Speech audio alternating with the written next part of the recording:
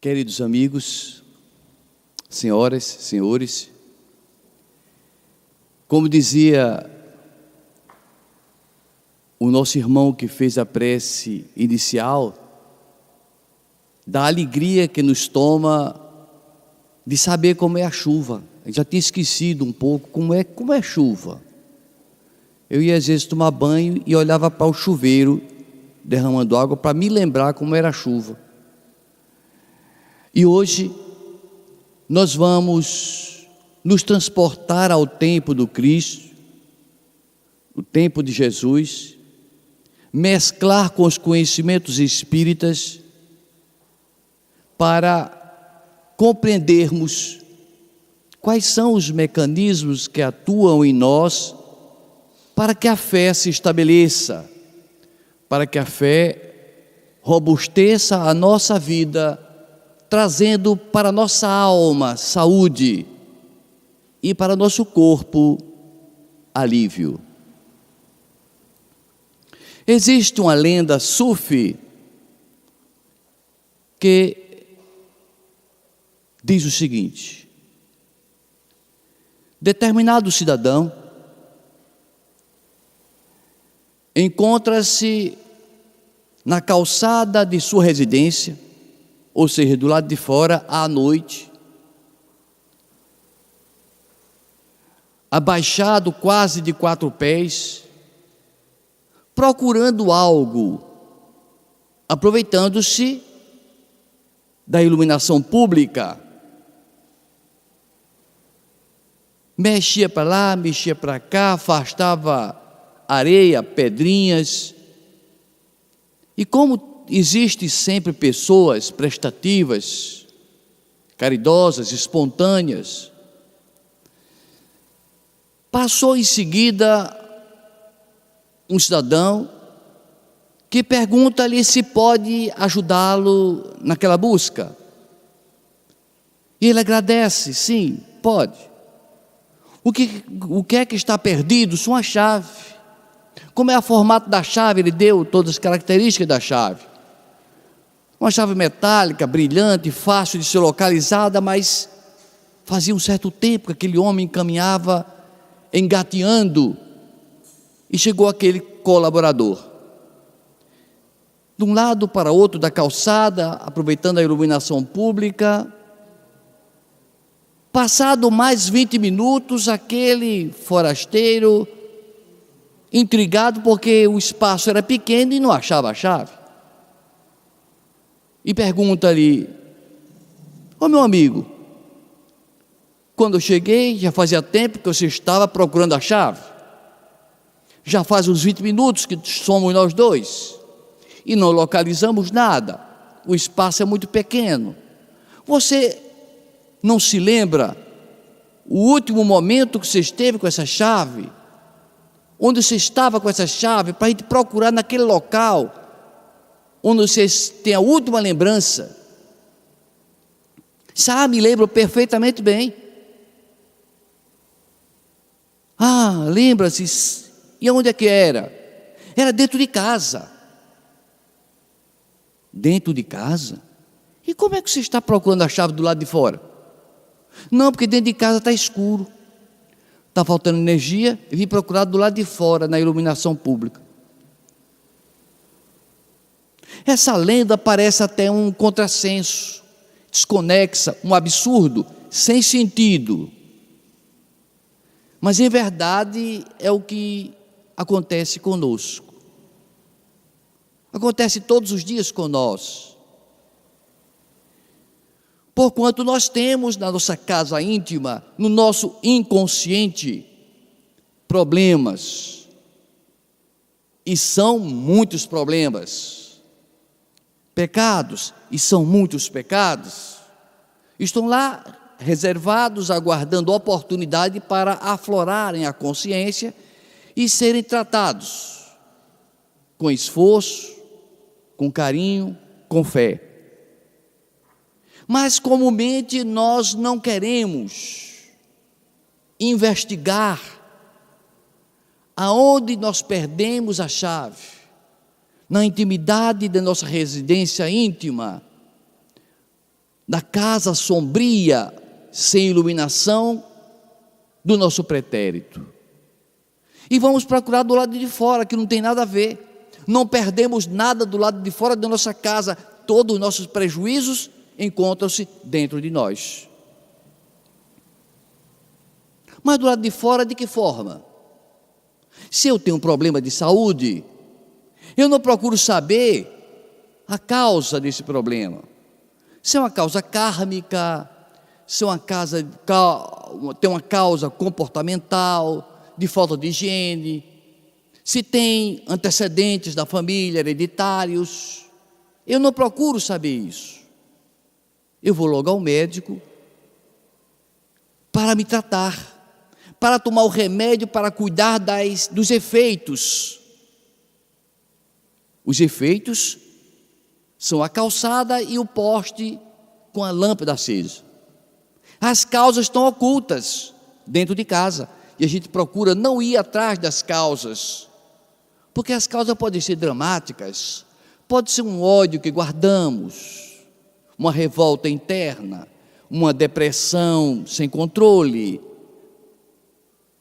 e a gente procura esquecer essa temática, e com isso, e por conta disso, nós carregamos no nosso corpo enfermidades de diversas matizes, enfermidades que precisam ser tratadas na alma, mas que a gente prefere ir ao médico para que ele tire os efeitos. Lembro-me de uma cliente que ia sempre ao meu guichê. Eu era caixa no banco que eu trabalhava, e ela sempre chegava lá no meu guichê com a pele marcada por cicatrizes, manchas, vermelhidões, e ela, agoniada, se coçava intensamente. Eu olhava para ela, me penalizava, orava, e ela ia embora. Mas um dia, uma bela tarde, ela vem ao meu guichê, em que não tinha nenhum cliente, e eu estava sozinho na bateria de atendimento. Então, uma vez que eu tinha a condição física de não expô-la a nada, eu aproveitei para perguntar-lhe: fulana, eu tenho visto você se coçando. É horrível, Zanelis, é horrível, eu tenho isso direto, eu já apliquei pomadas, antibióticos, já fui a vários médicos, dermatologistas, gastei uma fortuna, não consigo melhorar. Até melhoro com corticoide, mas depois volta com mais intensidade.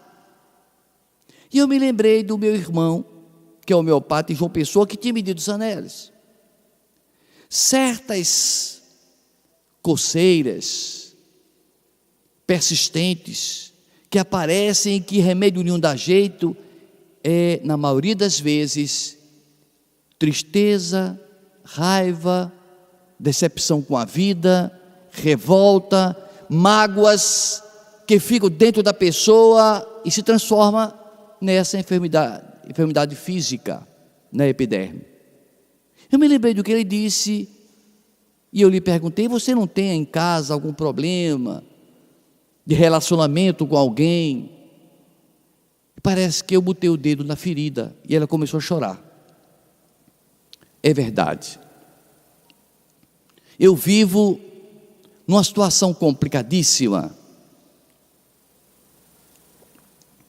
Moro numa casa que não é minha, convivo com pessoas que eu não suporto, e toda vez que eu adentro a casa, me sinto mal, pioro. Então eu passei-lhe a receita espírita, a receita de Jesus, que ela precisava perdoar, compreender, precisava extirpar de dentro dela essas mágoas, reatar laços de amizade, voltar-se ao amor, não mais a vi. Foi tempo que eu me aposentei e não mais a vi. Mas ficou aí o recado para ela, para nós. Os nossos problemas, que se encontram na casa escura do nosso subconsciente ou inconsciente, afetando a nossa consciência e o nosso corpo físico. Dr. Borne, atendendo uma paciente com câncer, ele que é oncologista nos Estados Unidos, ele a chamou com os exames e disse: minha jovem, minha senhora, aqui estão seus exames. A senhora tem 2 tratamentos para a sua enfermidade. Um tratamento é comportamental. Mudar de atitude perante a vida. Procurar na memória as pessoas que estão magoadas consigo e vice-versa. Preciso mudar a forma de alimentar-se, habituar-se com pensamentos positivos, ou seja, fazer uma modificação radical no comportamento e na metodologia de vida, passar a caminhar mais, praticar esporte, mudar a alimentação e radicalmente amar mais o próximo. Ela perguntou-lhe: e a segunda opção? Fazer a cirurgia e depois fazer quimioterapia. Faça a segunda opção. É interessante saber como nós somos. Nós queremos tirar o efeito, não queremos cuidar da causa. E por isso nós vivemos enfermos.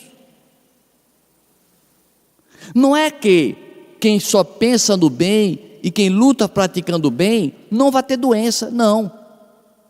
Quem pensa no bem e pratica o bem purifica a alma. O corpo é consequência kármica de muitos problemas.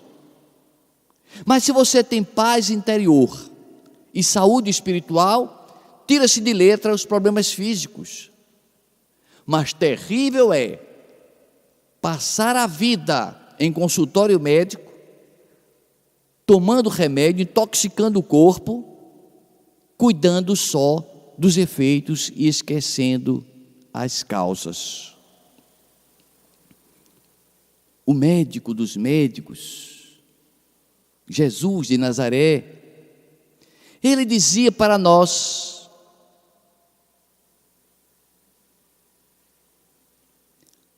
não sabeis que o que entra pela boca desce para o abdômen e depois aquilo que não serve, que não é aproveitado pelo organismo, é lançado fora? Não saber disso?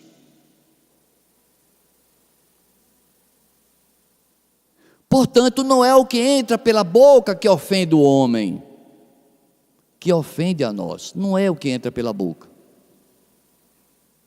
Porque o que entra pela boca, o organismo aproveita aquilo que é útil e despacha, despede, lança fora aquilo que o organismo não precisa ou que não consegue assimilar. Mas acrescenta Jesus aquilo que sai da boca. Isso é que pode contaminar o homem. Por quê? Porque procede do coração. Sabe as palavras de Jesus. Aquilo que sai de nossa boca procede do coração. Portanto, cuidemos com muita atenção e disciplina do que se passa dentro do nosso cérebro, dos nossos pensamentos, das nossas maquinações mentais, para não exteriorizarmos nada que venha ofender o próximo, agravar o interlocutor. prejudicando a nossa própria alma no nosso crescimento maior.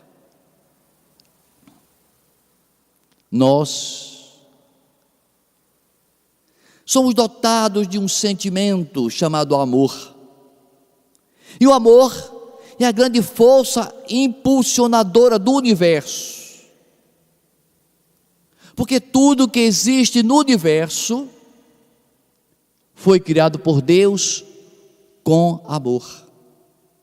E todas as vezes que nós amarmos, que nós estivermos amando, estaremos em íntima sintonia com Deus, estabelecendo vínculos de alegria e de felicidade, de coragem e de fé.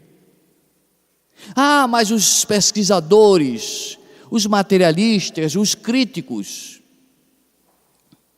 olha para nós religiosos e diz: vocês comentam, valorizam, exaltam o amor no coração, mas o coração é um órgão de músculos, de válvulas, é uma grande bomba que impulsiona a circulação sanguínea no corpo.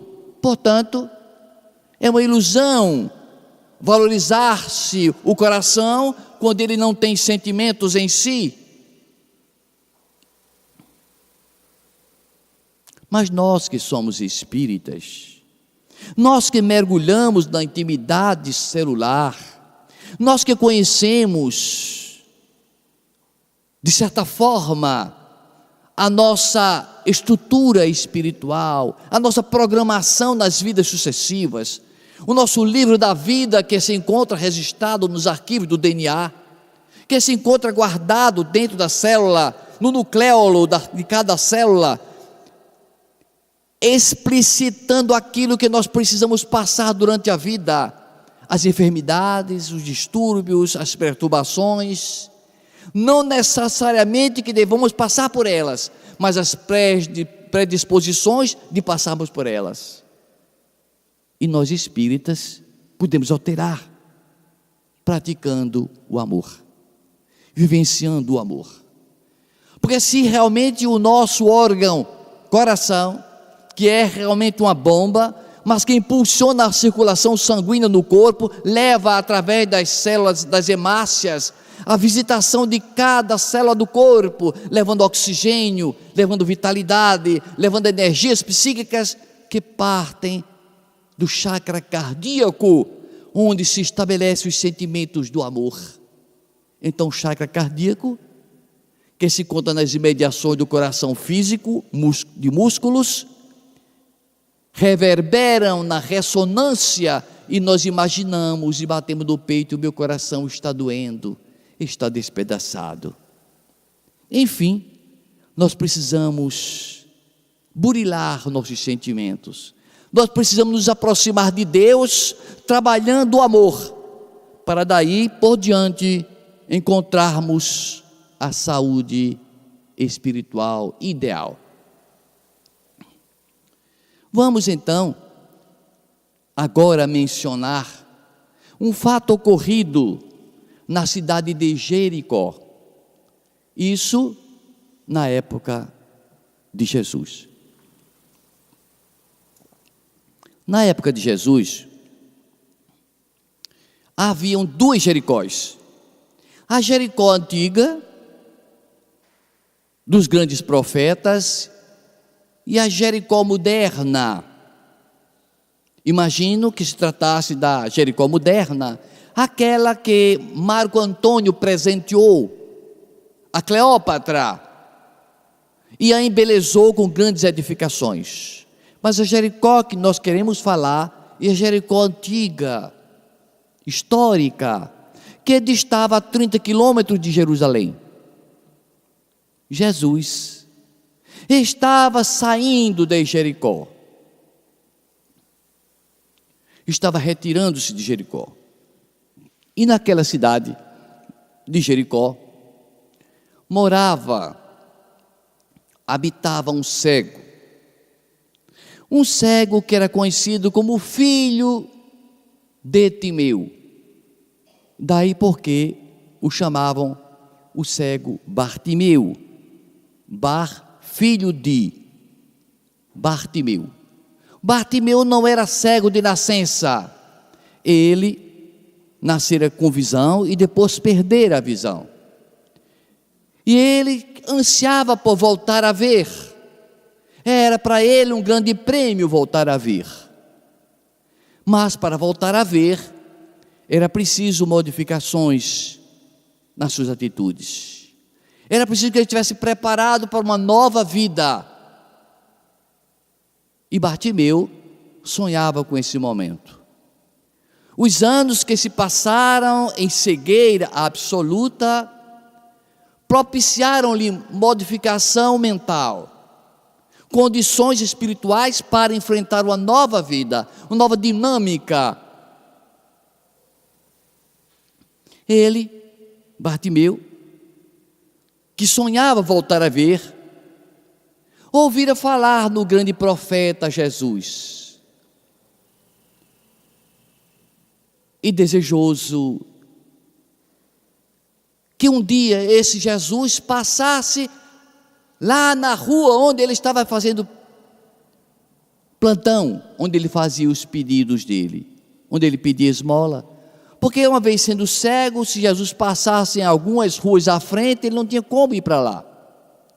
Mas nesse dia, Jesus sabia exatamente e resolve passar na rua que Bartimeu, o cego, estava. E Jesus sabia que Bartimeu era um homem que tinha fé. Na verdade, aqui para nós, abrindo um parênteses, todos nós temos a essência de Deus em nós, a luz divina em nós. E se não aplicamos na vida diária essa luz, é por displicência nossa, por despreparo nosso, por não investirmos em nós. E Jesus conhecia e sabia que Bartimeu tinha condições de fazer com que essa luz brotasse dentro dele. E Jesus resolve passar na mesma rua que o cego Bartimeu estava. No Evangelho de Marcos, capítulo 10, relata que Jesus, ao passar diante de Bartimeu, ele ouvindo aquele vozerio e escutando a voz maviosa de Jesus, ele começou a gritar: Mestre, Rabone, tende piedade de mim. E Jesus, pela entonação de voz, percebeu que ele não tinha colocado naquele pedido uma intensidade de certeza, de fé, que seria suficiente para que ele ficasse curado. E Jesus faz que não ouviu e segue adiante. Ele volta a gritar: Rabone, tende piedade de mim. E Jesus aguarda mais um pouco, até que quando ele grita de desespero, ouvindo a multidão já se distanciar: tem piedade de mim, Senhor. Jesus para e diz: ele está no ponto. Ele agora tem fé suficiente. Por favor, podem chamar o filho de Timeu para falar comigo. E foram chamar o filho de Timeu. Ele estava com aquela capa imunda que ele usava nos seus petitórios. Ele retira a capa e diz: não, para falar com Jesus é preciso tirar essa capa velha, suja e imunda. É um simbolismo para nós falarmos com Jesus é preciso tirar a nossa capa de hipocrisia, de mentira, do que nós somos, para investirmos no que nós queremos ser. Ele retira a capa, atira ao chão e sai com as mãos estendidas, trêmulas, levado por alguém na direção de Jesus. Ao chegar próximo a Jesus, o mestre Galileu olha para ele e pergunta-lhe, não que não soubesse o que é que ele mais desejava. Jesus sabia o que é que ele mais desejava, mas Jesus queria deixar para nós o exemplo em tudo que fazia. E faz aquela pergunta que parece ser óbvia: Timeu, filho de Timeu, que queres que eu te faça? Querendo Jesus dizer com isso que Deus não exige de nós modificações bruscas. Que queres que eu te faça? Pergunta Deus a cada um de nós. Você não quer deixar de beber? Não tem problema, continue. Você que não quer deixar de jogar? Fica para depois. Você quer voltar a ver?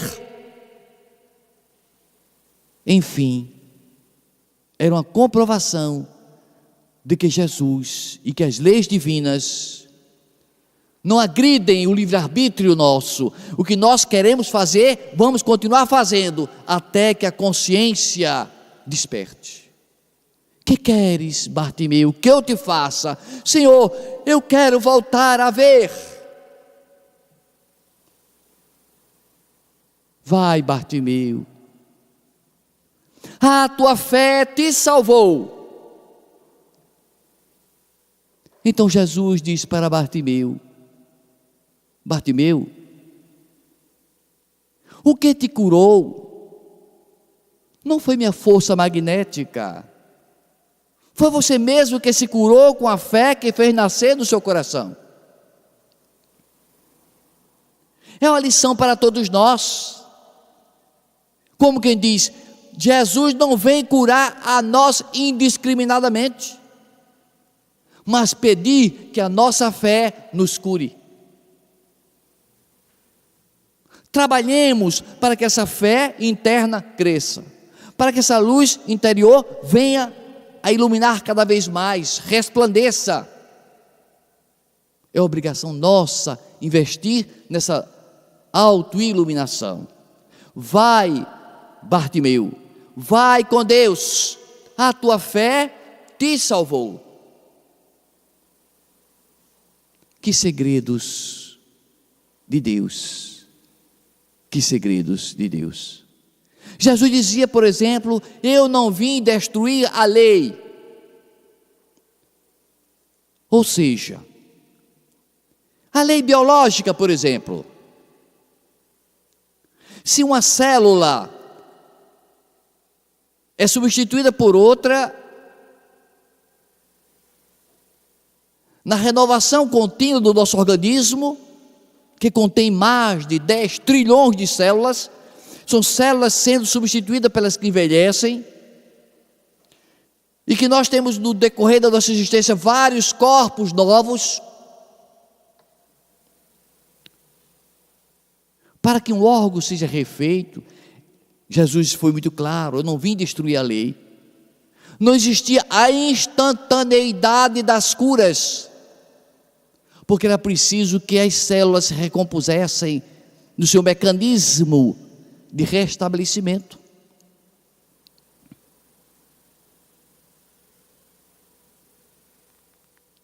É da lei de Deus. Nós queremos milagres, adoramos milagres. Antes de mais nada, nós precisamos nos modificar intimamente. E esse milagre conosco se dará no dia a dia, nesse esforço pessoal de vencer as nossas más inclinações, na definição de Kardec do que é ser verdadeiramente espírita. Ser espírita não é ser puro, mas é aquele que sofre para vencer suas impurezas.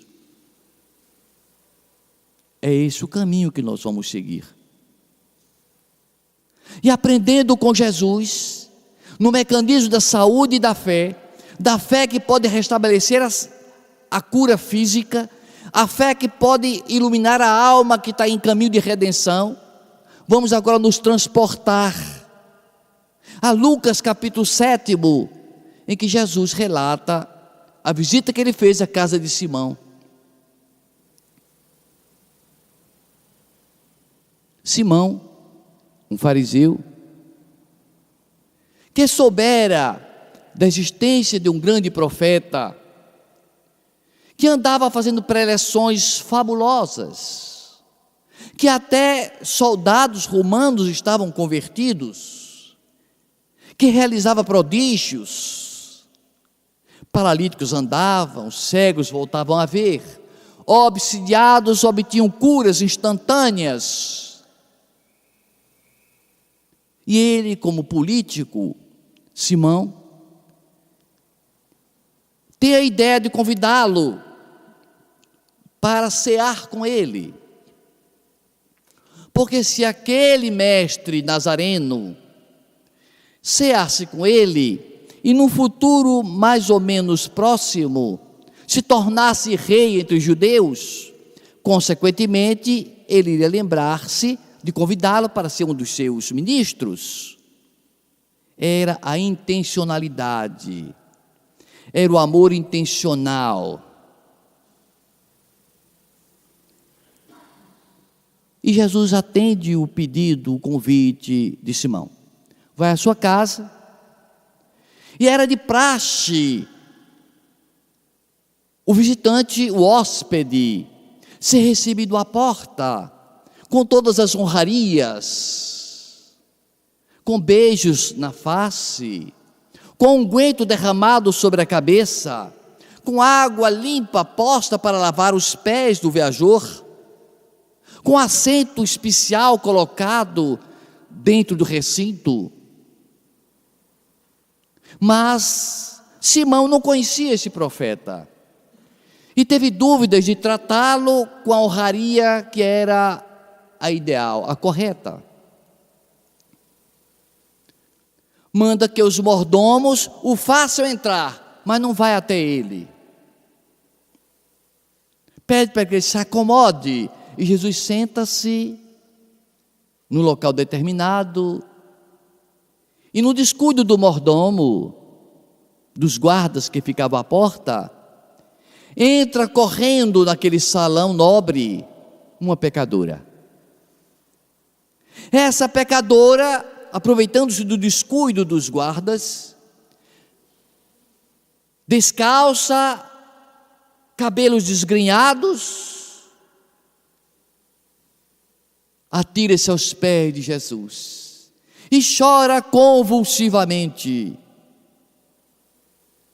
Aquela mulher, em outras ocasiões, já ouvira as pregações de Jesus, distante dele, mas a fala de Jesus tocou-lhe a alma, e ela começou a sentir o brotar de um verdadeiro amor, um amor sem interesse, um amor espontâneo. Aquele era o amor que realmente enchia sua alma, a presença de Jesus.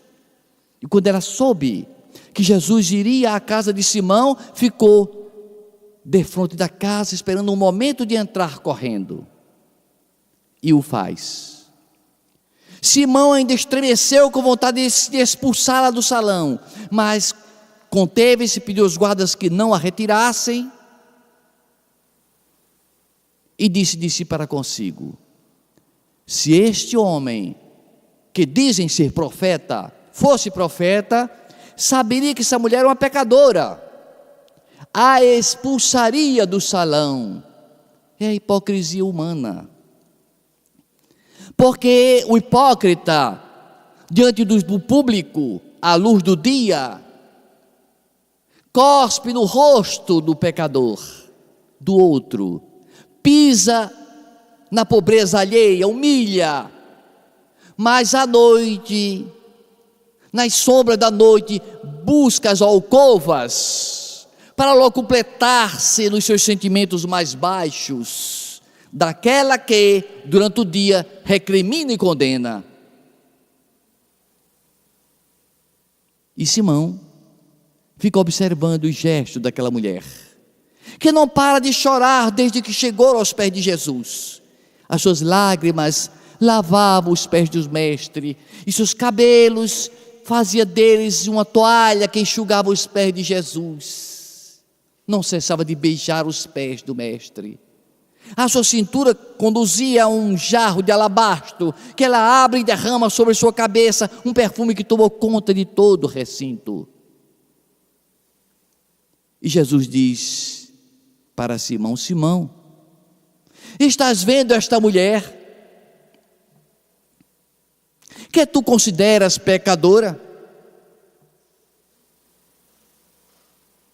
E quem não é pecador? Eu, quando entrei em tua casa, não me recebeste com água para lavar os pés, ela lavou meus pés com suas lágrimas. E isso, Simão, é amor. Ela não cessa de beijar meus pés, quando tu devias beijar minha face, por ser um hóspede especial. Ela beijou meus pés. Não derramasse sobre minha cabeça um unguento que era norma, é praxe da sociedade da atualidade. Ela trouxe, com suas economias, um perfume mais raro e mais caro que ela adquiriu e derramou sobre minha cabeça. Estás vendo essa mulher? Que tu imaginas cheia de pecado? Em verdade eu te digo, que seus pecados, que são muitos, são perdoados. Simão estremeceu. Como é que os pecados são perdoados? Porque entre os judeus havia um costume de alguém ir ao templo falar com o sacerdote e dizer: olha, eu tenho um pecado muito pesado. Contava o pecado, olha, esse pecado você só vai pagar com vultosa importância, uma vultosa soma de dinheiro. Quando se pagava aquele grande valor, pegava-se simbolicamente aquele pecado e jogava dentro de um bode e soltava o bode. Chamava-se o bode expiatório, ou seja, era transferido o meu pecado para o bode, que seria daí a expressão bode expiatório, porque o bode ia ser depois esquartejado, morto, mas o pecado já tinha ido. Mas Jesus disse: está vendo esta mulher, que tem muitos pecados, seus pecados são perdoados.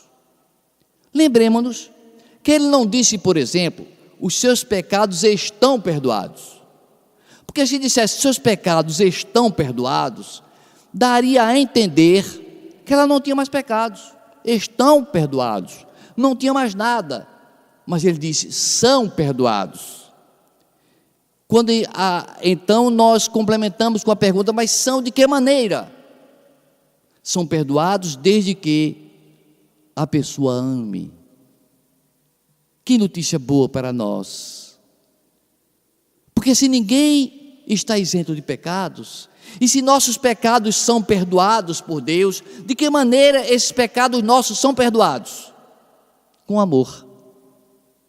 Porque se nós amarmos suficientemente, o amor vai como que cobrir, sepultar, enterrar os nossos pecados, que não vão mais interferir na nossa vida cotidiana.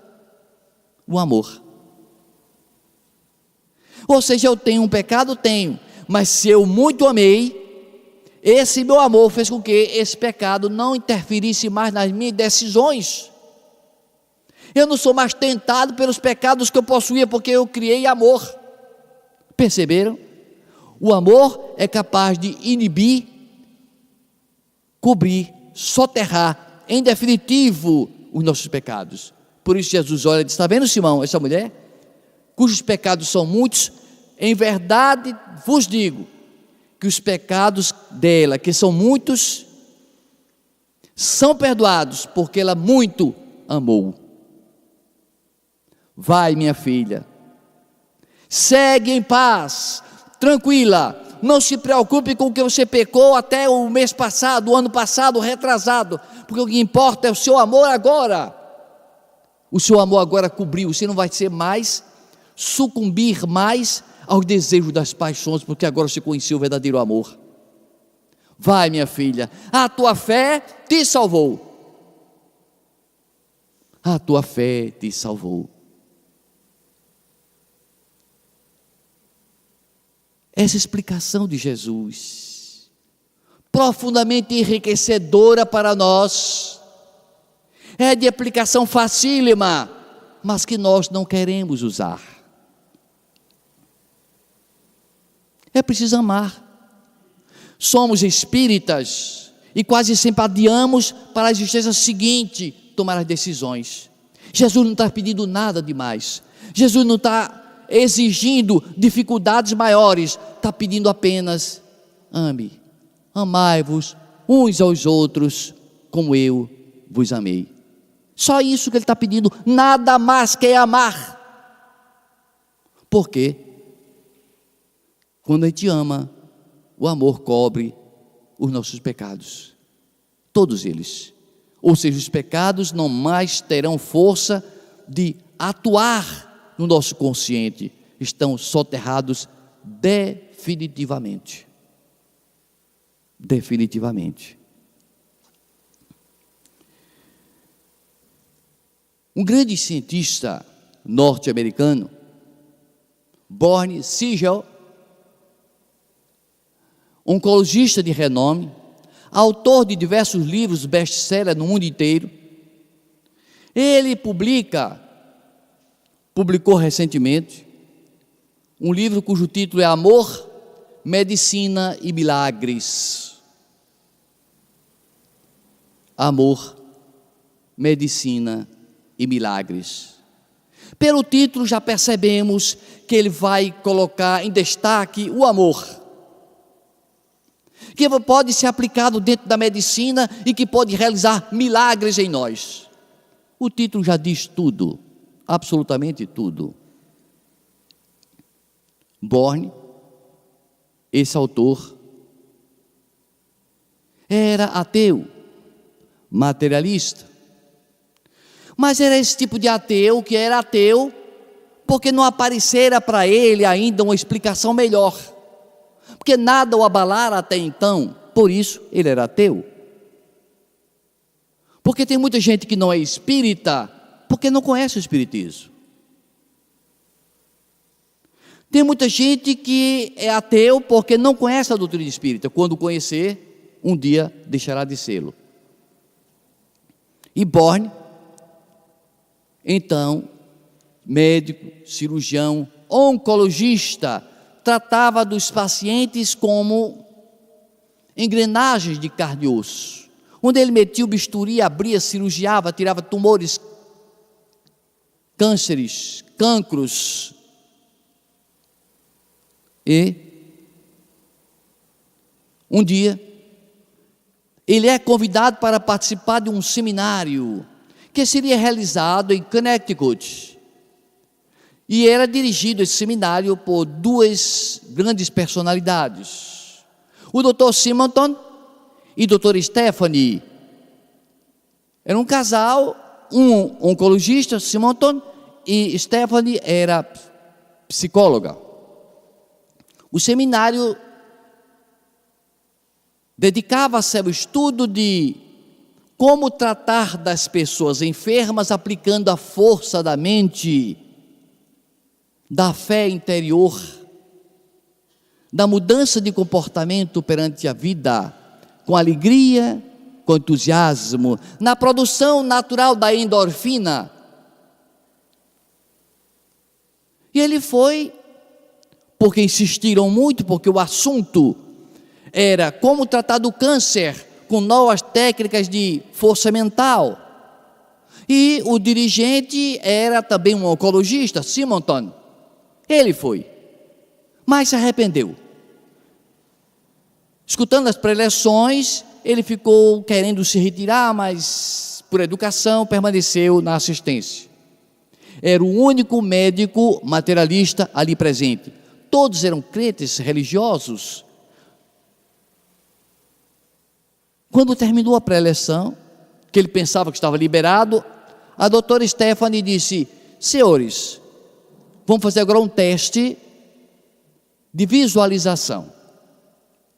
Ou seja, eu recomendo que todos se mantenham-se nos seus lugares, acalme-se, afrouxe os sapatos, os cintos, feche os olhos, e ao fechar os olhos, vocês vão ter a possibilidade de visualizar diante de vocês o guia espiritual de vocês. Ele ficou rindo, só, essa palhaçada eu não vou nessa. Ficou de olho aberto, olhando um bando de bobocas, com os olhos fechados.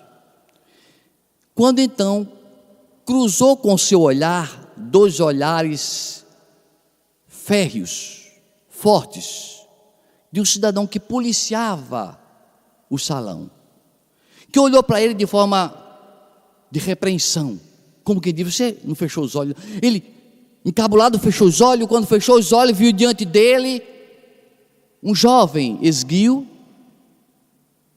de bata branca, barba com cabelos compridos. Tomou um choque e naquele choque instantaneamente abriu os olhos, viu aquele homem olhando para ele de novo, tornou a fechá-los. E nessa segunda vez